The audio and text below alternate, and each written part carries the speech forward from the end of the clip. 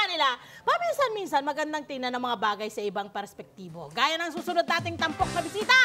Makakasama natin ngayong umaga, Pet, ang isang artist na nahilig sa paggawa ng miniature diorama. Tawagin na natin, Chino Tolentino! Gumising na napakaaga! Hi, Chino! Thank you for having me. Thank you for having me. And thank you for waiting, bro. No problem at all. Okay. Ito na, Chino. Chino, bumati ka naman sa ating mga kanan. Hi, good morning. At syempre, napapakyanin tayo sa Radyo Agila. Tara, Good morning. TV Radyo tayo. Syempre, para po sa ating mga nakikinig sa Radyo Agila, syempre, ito, may diorama tayo dito. Ano ba yung simple, niyan, na termino, papaliwanag ng diorama? Diorama parang 3D representation siya ng isang eksena o pangyayari. Depiction ng isang pangyayari. Oo, tapos ito, miniature pa. Di ba, maliit pa talaga to doon sa usual nating nakikita sa paligid natin. May mga diorama kasi sa mga museum na medyo may kalakihan. Correct. Minsan yung life size. Na depiction. Correct. Ito, miniature na diorama. At hindi lamang ito kayong mga ordinaryo mga diorama. Ang depiction nito, depiction ng buhay Pinoy. Yes! Diba, no? Yung pang-araw-araw. Ayan, ito po yan. Ipakita na natin. Ipakita nyo na po. Agad. Tignan nyo naman. Ito, Chino, pwede ba ikwento ako anong kwento ng ating diorama? Saan mo to nakuha? Anong inspirasyon mo rito? Basically, pag nagda-drive ako around Metro Manila, nakikita ko yung mga sari-sari store, yung mga bahay. So parang combine ko lang lahat ng mga nakikita ko. Tapos may halob lang. Siyempre, parang hindi Para lumipad hindi pa rin pag bumamaya ng pagpapabigat. Ayan, siyempre, may meron ng troso, labag yung mga kahoy-kahoy, di ba? Tapos, nakikita mo siya yun ang pinaghugutan mo ng inspirasyon. It's just inspiring. Real life. Oo. Real Pinoy life. Ito, halos wala nang nagbibenta ng mga pirated DVD, di ba? Oo. Ito sabi ko, it would be nice to parang make a small representation of like yung Kung past. ano yung buhay-buhay ba ng mga Pilipino natin. Exactly. At makikita nyo naman dito talaga sa mga ganitong klase, tanong mo kung ano yung, may magkaka-idea ba yung makakita nito, may storya ka na rin. Ay, talaga naman. Okay. Usually, saan mo ginagamit itong mga ginagawa mo? Ano yung, kumbaga, purpose nitong ginagawa mo? Actually, yung ginagawa ko talaga, yung mga miniature art ko is commissions. So in-order sa akin ng mga restaurant owners, bar owners, mga establishments.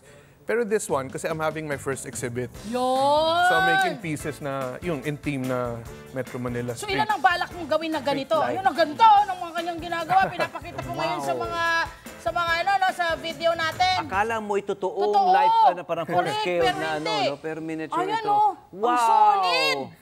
Wow! Pati mga sampayan, Correct. Pati yung mga eskinita, Komunidad! Pati yung mga puno doon. Isang komunidad siya. Ikaw ba, to start with, ay, so alam natin mahilig kang gumawa ng mga ganito, mga obra, no? Pero ano bang background mo? Isa ka pang arkitekto? Artist ka, I'm sure. Ever since I was a child, I've always been interested in like drawing, mga art. Pero it was only during the pandemic na nag-start ako gumawa ng itong ganito diorama, miniature. Saan mo pinagkukuha yung mga materials mo? Inisa-isa mo muna. Yung iba, recycled, mga nahanap ko. But mostly online. Online, meron ka na rin. Diba? Siyempre, mga pop, mga plywood dito. Ito, linuma ko na lang.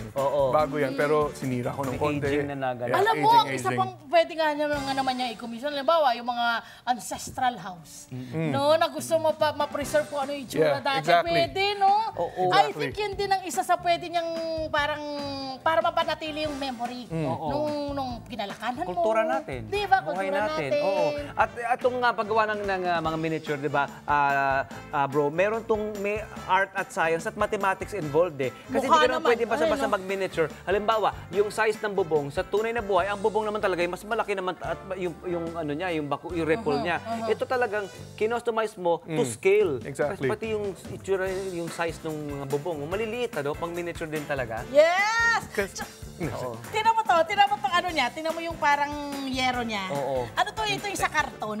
Oo. Yung Corrugated. hiniwalay mo yung karton sa gitna. Ito siya yun, ano? Galing, Ayan siya. Pasok tayo sa loob. Ito, natutuwa ako dito sa, may humor din siya, may kwento siya, may humor siya. Even yung mga pangalan ng mga DVD mo, hindi ko babanggitin kasi hindi ko mababanggit lahat. Napaka-witty. Napaka-witty, di ba? Meron ito, tignan mo, ang huling duling ng Kamuning. At ito, BTS. BST. BST. Ayan. Pasok tayo sa loob. Pasok tayo sa loob. pasok, Tignan mo yung pasok. detalye. Tingnan Mga wanted lady bed spacer na mga signage natin. Meron tayong sako ng mga basura. Yes. Ito Usually, yan talaga yung Kompleto nakikita. may bahay, may ilaw, may mga may kalendaryo pa sa loob. May kalendaryo pa, meron pa numbers at date talaga. Ang galing. Pero ito yung may aircon, May budget. May aircon sila rito, may budget. May aircool. Di ba naman talaga dito sa mga kababayan natin, may aircon. Ay, may aircon may nga. budget, Pati may detalye yung ito. kurtina, pati yung may kurtina. Pati yung kurtina yung nabibili natin sa Sa mga friends nating mga Sa Divisoria, Indiano. sa mga Meron kami niyan, marami kami niyan. Kita nyo naman. Sa diba? ngayon, ano yung mga kadalasang design yung pinapakomisyon sa'yo? Usually mga bar, restaurant, mga cosmetic store, mga ganun, mga establishments around Metro Manila. Wow, establishments na yung mga kumukuha sa kanya, di ba? At ikaw naman, para sa'yo, anong fulfillment ba ang nakukuha mo sa mga ganitong klaseng ginagawa mo? Kasi nga, like I said, I've always been an artist, yung mga drawing, pero it's only nung nag-start ako mag-miniature na feeling ko, ito na talaga yung passion ko. As in, I'm very happy. Ito na gusto mong ituloy-tuloy. Yeah. Wow! Kasi during the pandemic, yung regular work ko medyo nag-pause. So nag-start ako nito. Tapos naging business na. So Correct. pwede ko na gawing full-time. Yan no, nakikita natin. Meron meron ka bang mga, ngayon, halimbawa, merong mga bata na gustong gawin din to. Ang Lady Guard ng Tugigaraw. Yun ang movie. Ang layo! Ng Tugigaraw. May humor, Diba? Pinoy humor. Correct, yeah. Ayan, sorry. So itong mga, meron ka ba ngayon parang interesado na, Kuya, baka pwede mo naman akong turuan mag-ganyan. Meron na bang nagkaganon sa'yo ngayon? Wala pa. Wala Ituloy pa. natin yung legacy pa sa Wala pa. Hopefully, Diba? hopefully. Sa mga magiging anak mo, ano? Pwede naman yun, di ba? Correct, di ba? Hopefully, yeah. Ang husay. Ano ba yung dream na material na gusto mong gawin? Na excited ka na gawin? Yung lolo ko kasi, national artist, si Guillermo Tolentino.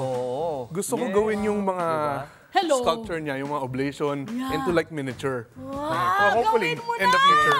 Hindi, yun ang mismong UP, mag-miniature ka ng UP, pati miniature ng Blazer pwede. Pag nagawa mo, balikan mo kami. Sige ba? Kita mo rito. Dito mo na ba? Dito mo na pakita yan, ha? Ito Okay, na yung kapag- studio nyo, miniature na to. Pwede! Pwede naman. Pwede! At bro, kapag ikaw ay naging national artist na, huwag mo Then, kami kalimutan, ano naman? ha? Huwag mo Baka kalimutan, naman ha?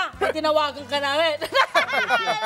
Okay, ano ang pinakamahirap ng parte, pinaka-challenging na parte ng paggaganito, ng paggawa ng miniature diorama? Actually, for me, wala namang mahirap. Merong boring na parts. Yung mga pag-measure, pag-convert. Kasi yung mga actual na establishments, sinusukat ko lahat eh. So kung anong sukat niya, i-convert ko siya sa 1/12 scale. Yung scale that I work with. Ito nag-eraser. Oo, kailangan talaga, ano Yun siya yung eh, boring na accurate part, siya yung eh. pagsukat-sukat. Pero everything else, masaya naman. Excited Masaya naman ako kang ginagawa gawin. siya. Yeah. Oo, yung conversion nga. Yeah, medyo boring lang. Pero I don't mind naman. It's part of it naman. Part Mahusay. of the fun. Yeah, Yung boredom, part of the adventure and the fun din. I ng think paggawa. so. Oo. I mean, lahat naman ng bagay. Sa buhay, ganun talaga. May boredom, meron kang chichill ka lang, meron kang nahihirapan, Tapos, edi merong pahinga ka. masaya ka naman. Tapos pahinga Same ka, thing. atras ka muna. Tapos kapag, gaganahan ka ulit, di, Yes! work ulit, di ba? Artwork ulit. Gano'ng katagal ang paggawa ng mga kagaya nito? Usually, ilang oras ang Depends. inilalaan mo sa isang araw? Minsan, I start at 6 a.m. until 5 p.m. Boom! Yeah. Man. Pag may deadline talaga. So it takes like a month to 2 months. So ano to, nakatayo ka?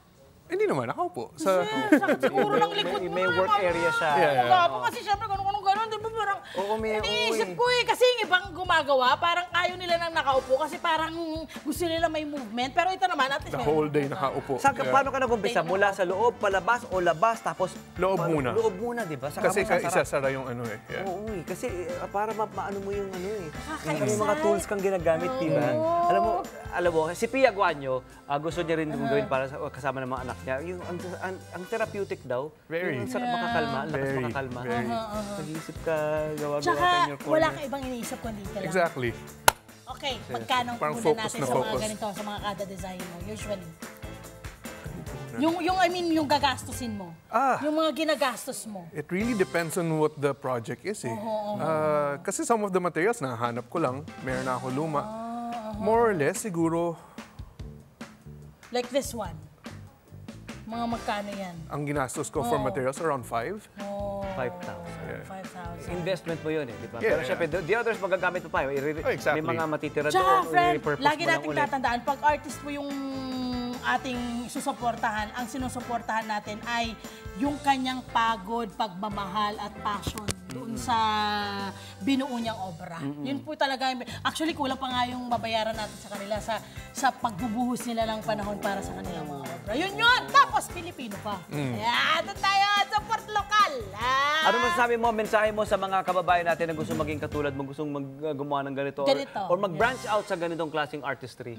Actually, like yung sinasabi ng mga tao, if you love what you're doing, parang hindi ka na nagtatrabaho, di ba? So keep doing what you love, like your passion, tapos eventually, parang madali na yun. Oo, parang nagiging laro na lamang eh. Pag ganun, Hindi di na ba? trabaho yung feeling. Oo.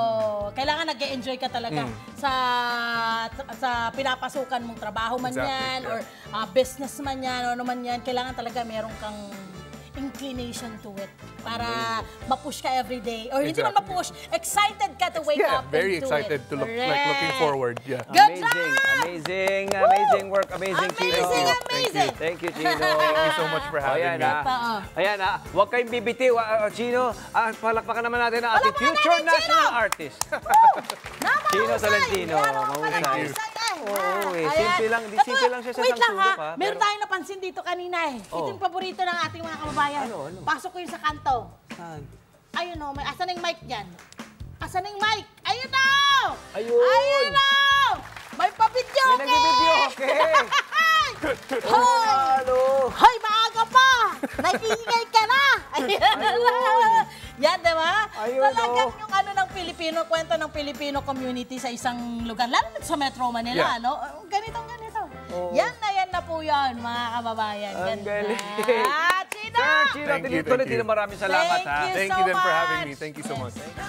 Hello po mga Kanet 25! Si Kuya Tony Pet po ito mula sa Love, Tony Pet and Everything. For more Love, Tony Pet and Everything updates, just click on our subscribe button and follow us on our Net25 social media pages at Net25 TV and at Net25 Entertainment Facebook. Magkita-kita po tayo!